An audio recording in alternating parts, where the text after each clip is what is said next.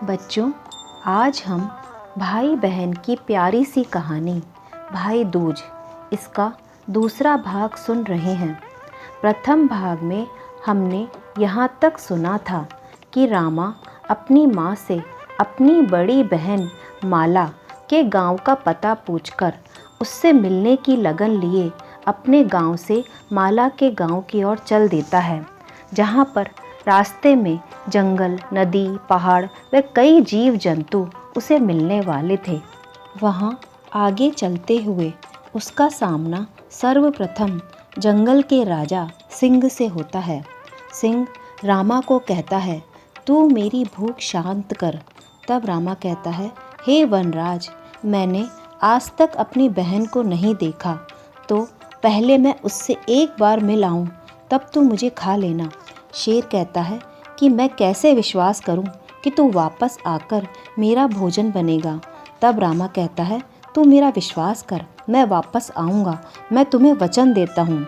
तब शेर रामा पर विश्वास कर कर उसके रास्ते से हट जाता है और रामा आगे बढ़ जाता है। आगे चलते चलते उसे एक नदी मिलती है। नदी रामा को देखकर अपना वेग और जल स्तर बढ़ा लेती है। रामा कहता है, हे देवी, तुम मुझे रास्ता दो। तब नदी कहती है, नहीं, मैं तुझे बहाकर ले जाऊंगी।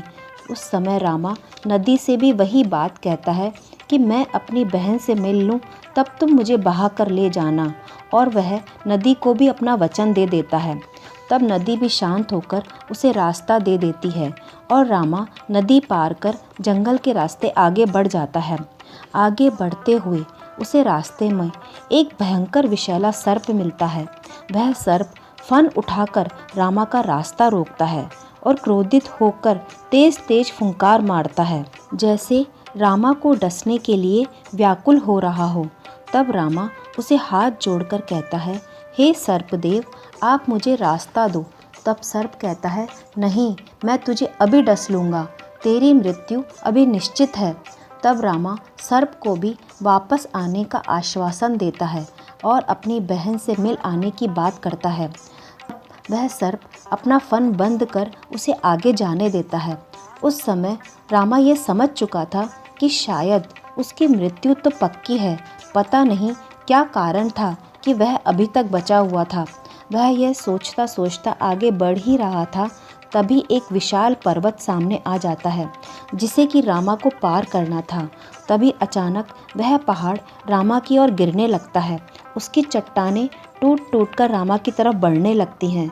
ऐसा लग रहा था कि मानो पहाड़ रामा को ढहा देगा। तभी रामा पहाड़ से प्रार्थना करता है, हे नग, हे विशाल पर्वत, तुम मुझे मेरी बहन से मिल आने दो, फिर तुम मुझ पर गिर जाना। मैं तुम्हें वचन देता हूँ, मैं अवश्य वापस आऊँगा। तब पर्वत भी रामा की बात मानकर शांत हो जाता है और उसे आगे बढ़ने के लिए रास्ता दे देता है।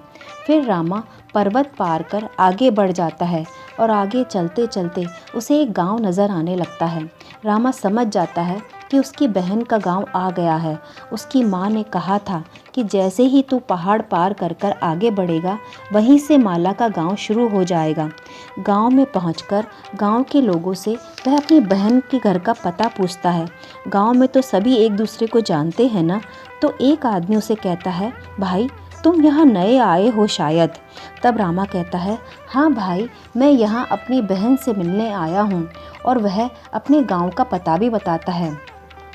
तब वह गांव का व्यक्ति रामा से कहता है, भाई, यहाँ से नाक की सीध पर चले जाना, वहाँ आखिर में जो घर दिखाई दे वही है तुम्हारी बहन का घर। वह तुम्हें उसके बच्चे संभालती हुई, सूत काटती हुई दिख जाएगी। और वह व्यक्ति यह भी बताता है कि तुम्हारी बहन हमेशा रास्ते पर निहारती रहती है, जाने किसकी प्रतीक्षा करती है। जाओ भाई, मिल लो अपनी बहन से। तब रामा उस आदमी को धन्यवाद करके आगे बढ़ जाता है और सोचता है कि माँ तो कहती है कि मेरी बहन बहुत बुरी है, वह तुमसे बात भी नहीं करेगी। पता नहीं किसकी प्रतीक्षा कर रही है मेरी बहन। चलो, चलकर एक बार उससे मिल लूँ, फिर वापस आकर अपना वचन भी तो पूरा करना है। बच्चों, आगे की कहानी अगले भाग में सुनेंगे और जानेंगे कि क्या रामा अपनी बहन से मिल पाएगा या वह उदास होकर वापस ही लौट आएगा और अपने प्राणों को गंवा देगा।